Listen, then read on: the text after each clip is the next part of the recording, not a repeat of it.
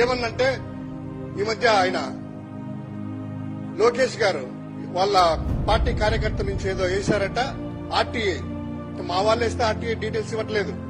RTA వేస్తే అందులో ప్రభుత్వం నుంచి ఒక్క రూపాయి కూడా ఖర్చు పెట్టలేదు అంటున్నారు.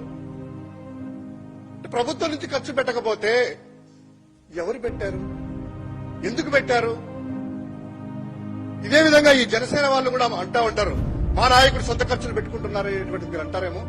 నిజంగా ప్రభుత్వ ధనమే ప్రభుత్వ ఖజానా నుంచి మీరు ఖర్చు పెడుతున్నారు అని మేము అంటున్నాము.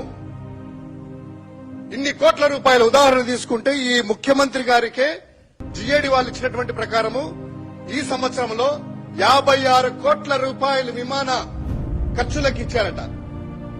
అంటే ఆయన కంటే ఎక్కువ తిరుగుతున్నటువంటి పవన్ కళ్యాణ్ గారు, ఆయన కంటే ఎక్కువ తిరుగుతున్నటువంటి లోకేష్ గారి ఖర్చులు ఇంకా ఎంతైనా ఒక్కసారి ఊహించుకోవచ్చు. 100 కోట్ల రూపాయలు ఖర్చులు అవుతున్నాయి కదా.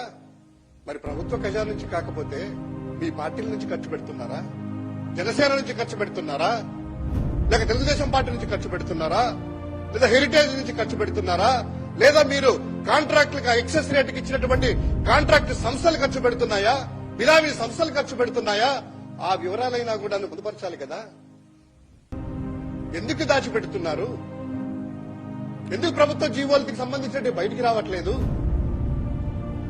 సొంత ఖర్చులు అనుకుంటే ఆ యొక్క ఇన్వాయిస్ లిస్టు ఇదిగోండి, లాస్ట్ 19వ తారీఖు నుంచి 23వ తేదీ వరకు ప్రతిరోజు సాయంత్రం రాను